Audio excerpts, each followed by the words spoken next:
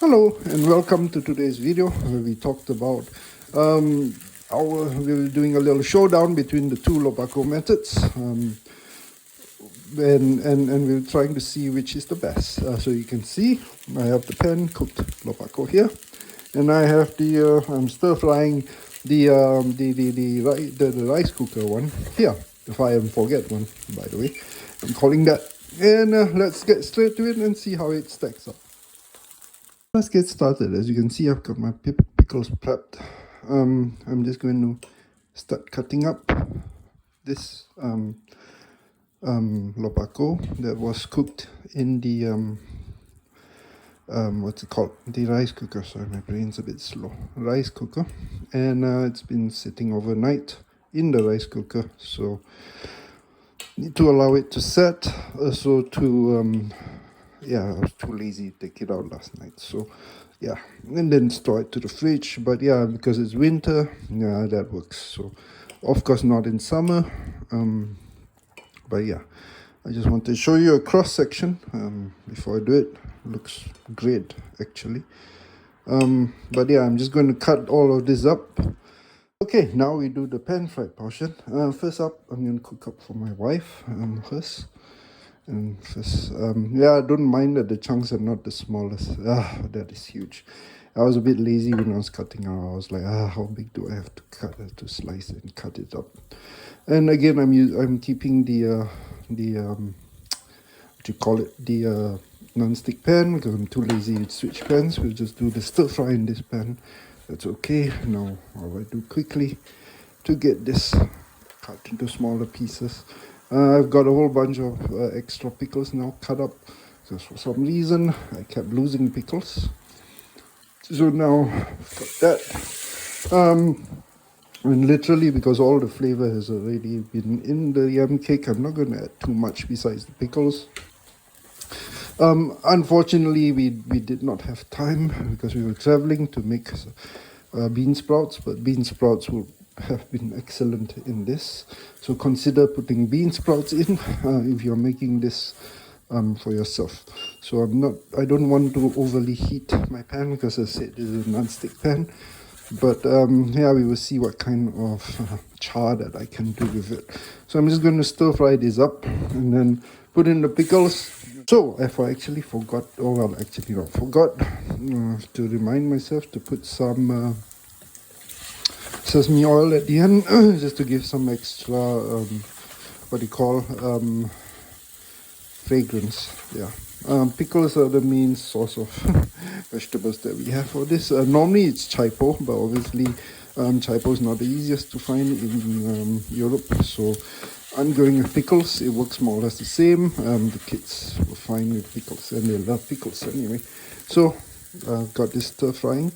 I'm just going to put some sesame oil just to help with the fragrance. And then I'm going to end it with Maggi sauce. There's a bit of seasoning besides the pepper that I have actually put in there. So I'm just going to stir fry this. You can see the charring is nice already. I'm not going for extreme char because, as I said, I'm using my non-stick pan. There's a long story with this non-stick pan. If you guys are interested to hear it, maybe another time. Let me know in the comments though. But yeah, so I'm just going to finish this, charring this, cooking this. I'm going to reduce the fire so I can go do something else while I'm getting ready for my kids' version. Because as you can see, the other one is still not here yet. So yep, I'm just going to stir the sauce in. Yep, just to give it the finish. And this is done for the vegetarian version. I actually forgot I had to do a vegetarian version of the pan fried one. So here it is. I'm just going to cut it up very quickly using my spatula, because it's yeah, it's okay still. It was sitting out in the windowsill to set, and you can see it's much better now. It's definitely set better from previously. So I'm just going to cut it up using the spatula. Still soft enough because obviously it's fresh. So obviously there may be still some questions around the texture, but I'm not too fussed about it. I think you can see it. generally holds the texture, so it's okay. Then I'm going to put all the other ones that I was doing as well, and not just mix it up. And yep, yeah, just to show you that the texture is fine. Like I said, it comes down to how much time you have. Yeah, both methods offer okay. Well, okay, I can't say okay. The rice cooker is the superior method, if you ask me, or if you ask. And there are obviously reasons for that, because I pushed way more radish in the rice cooker batter as compared to this, because of the method itself, which could argue makes it harder to put more. But in theory, yeah, I mean, you could of course increase the amount of radish for this as well. I would not do one thing. I would not put the radish in the batter itself, because I feel it will just make it harder to set, and you could make it messier when you cook it. But that was something that crossed my mind as well. But okay, I'm just going to cook this up. Less pickles on this one, because as you can see, I have the one with the pickles also in here. So I'm just going to stir fry this and hope it doesn't dissolve into one big clump. As you can see, it's kind of hinting like it could, which means kind of that when you apply in the heat, it's not able to hold it by its own. As you can see, there is some clumping. I'm not going to deny that. But for the pan fried version, I think it was better. So I'm going to start with the non-vegetarian versions. A bit more sesame oil, going with eggs. Okay, got one egg down, another egg. Oops. Yeah, got some shell. Sorry. Yeah, collateral damage. That one, yes, got them all. Okay, so now I'm gonna, I've already done pepper, so that's fine. Maggi sauce to finish. Shouldn't need too much, but it's more for the eggs on the flavor side. So yeah, I'm just going to stir fry this up. And yeah, we'll come back to it, and you will see the final result in a short while. I will start also with the Loh Bak Goh from the rice cooker for the non-vegetarian option. But as you can see with the egg one, it looks better for sure because it's different. But somehow the pan cooked one, I don't know, maybe I should try an even laying ground of having them both overnight resting, but kind of beats the purpose of why you're doing it with the pan. You're doing it with the pan for convenience and simplicity. If you have the time, especially to let it set, the rice cooker, is still the method to beat. So I don't know. I mean, if you see that the pan cooked one is not holding as well as the rice cooker, it kind of once makes you wonder, or at least I'm already wondering, why bother with all the trouble. So, but yeah, it's just to highlight the differences and leave that up to you. So I'm going to go plate this, and then I'm going to do the last one. Okay, and now we're doing the final one. I'm just putting pepper, sesame oil as mentioned. Then I'll start with the eggs in a short while.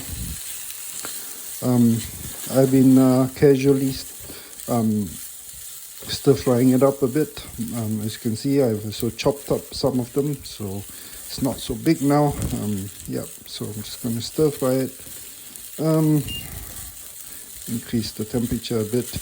I actually could have just broken up the pieces with my spatula, as you can see from this. But yeah, I mean, with the spatula you break more pieces inside that. So I don't know. It's also, it's also advantages and disadvantages.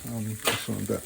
So eggs in, and then I'm just going to finish up. I did want to say though that I'm going to finish it with Maggi sauce, and I hope this video was interesting for you, because it's basically yeah, trying to answer some questions around can you do loh bak goh better. The short answer is kind of, sort of. With the rice cooker, it's a good method to make it faster, and more importantly, you're basically fire and forgetting. So it's one touch and then you're done. So if you compare the results with the pan cook one, again, for sure, the sitting time and the setting time is a disadvantage. That's natural for the pan cook version. But I'm quite sure that the results will tell the same, because I did eat some along the way, and the conclusion is this is a much solider bite. This is basically as real as you can get, and it tastes exactly the same as the street hawker type version. So this is more mushy. If you like mushy, if you don't have the time, it will work as well. But pan fried, I think this is fine. If you do it as a pan fried without making it into char loh bak goh, then that will also work. So pan fried, yeah, it's all plus minus, and yeah, if you have the time, go with the rice cooker. That will be the best. Yeah. And that's the end for this video. So like, subscribe, comment and share as always. I hope this video was interesting for you, and until the next one, jumpa lagi and selamat makan.